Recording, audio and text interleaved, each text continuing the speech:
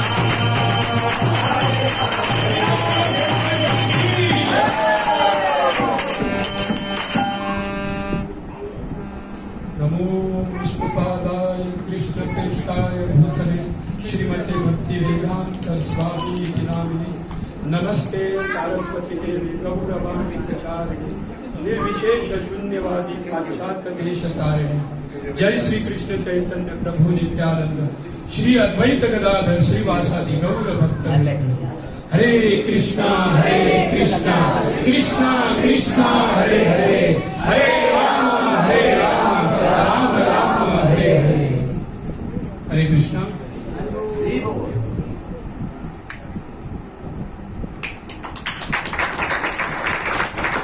प्रभु जी अभी बोले कि मेरे को कुछ भी सेवा दिए तो मैं 100% कर देता हूँ। वो बोले कि प्रवचन भी, मैंने तो प्रवचन कभी किया है, पहली बार मिलिंद प्रभु का आज्ञा का पालन करते हुए मैं कुछ सत्संग के बारे में बोलना चाहता हूँ। सत्संग, सत्य यानी क्या है? सच। जिधर सत्य की परिभाषा की जाती है या सत्य के बारे में बोलते हैं उसको क्या कहते हैं? सत्य कहते हैं। बोला तो सच, सच, सत्य, सच यानी सत्य। सच हमेशा कड़वा लगता है कि नहीं?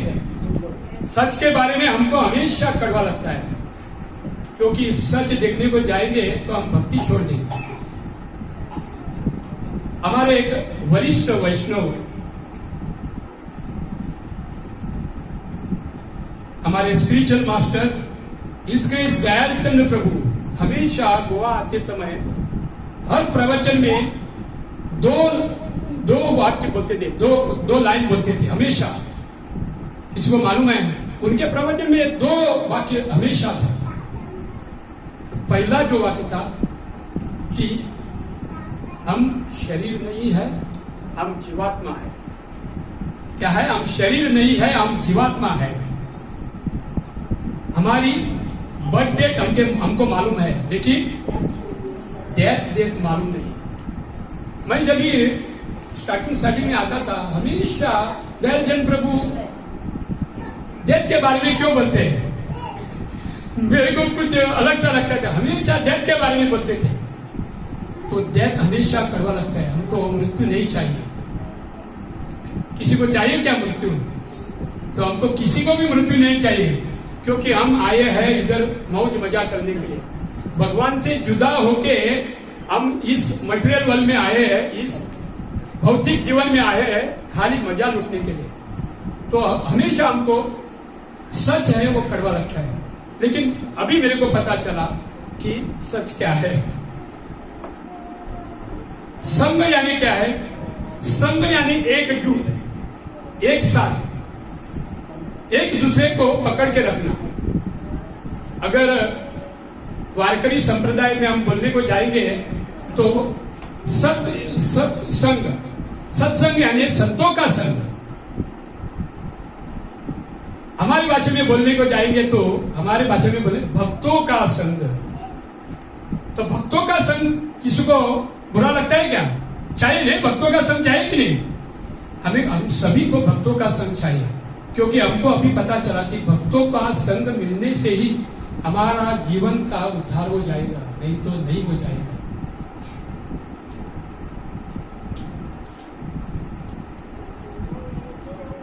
जिधर भक्तों का संग होता है उसी को सत्संग कहते हैं। जिस सत्संग में भगवान के नामों का या उनके गुणों का वर्णन किया जाता है उसी को सत्संग कहते हैं। जिस सत्संग में भगवान के निकटवर्ती पार्षद, जिन्होंने भगवान को उनकी लीलाओं में उनकी साथ दी या मदद की, उनका वर्णन किया जाता है, उसको सत्संग कहते हैं। हमारे आचार्य षड गोस्वामी, जिन्होंने भगवान की लीलाएं हमारे सामने रखी, उनका गुणगान किया जाता है, उसे सत्संग कहते हैं। कोई कीर्तन करके या मृदंग बजा के या करताल बजा के, तो कोई भगवान के सामने नृत्य करके दूसरे भक्तों को आनंद दिलाता है, उसे सत्संग कहते हैं। दिलाते हैं कि नहीं? या छोटे छोटे बच्चे बहुत बढ़िया करताल बजाते हैं, उनको देखने से हमें आनंद मिलता है कि नहीं? तो आनंद मिलता है। ये छोटे से बच्चे बहुत बढ़िया करताल बजाते हैं। अभी देखो मृदंग कितना अच्छा बजाया, बहुत बढ़िया बजाया। अभी माता जी ने बहुत ही सुरीली आवाज से कीर्तन किया, तो आनंद मिलता है कि नहीं? तो जिस सत्संग में कोई कीर्तन करके, मृदंग बजा के या करताल बजा के या भगवान के सामने नृत्य करके दूसरों को आनंद दिलाता है, उसे सत्संग कहते हैं। जिधर भक्त आके एक साथ भगवान का गुणगान या कीर्तन करते हैं, उसे सत्संग कहते हैं। सत्संग हमें भक्ति को आगे जाने के लिए मदद करता है। सत्संग में आने के बाद हमें मालूम पड़ता है कि भगवान के जो निधि पार्षद या आचार्य गोस्वामियों ने भगवान की भक्ति पाने के लिए उनको क्या क्या कष्ट भुगतना पड़ा, वो जब भी हमको मालूम पड़ता है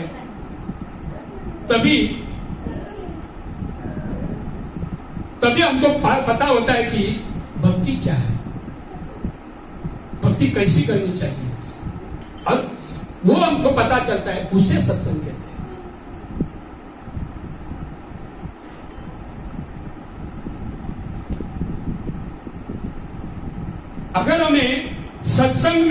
अगर हम सत्संग छोड़ देंगे या सत्संग में नहीं आएंगे तो एक दिन हम क्या हो जाएंगे?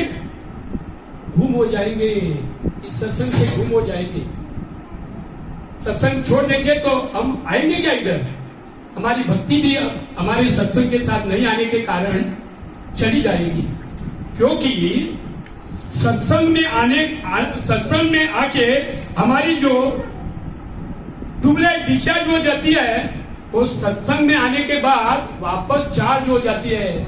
हम बार बार सत्संग में क्यों आते हैं?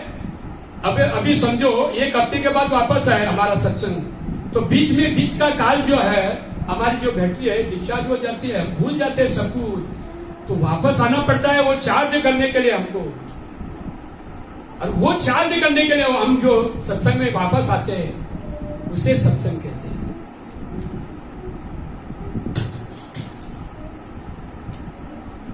सत्संग में आके हम अपनी सेवाओं से दूसरे भक्तों को आनंद दिला सकते हैं और उसे सत्संग में पकड़ के रख सकते हैं।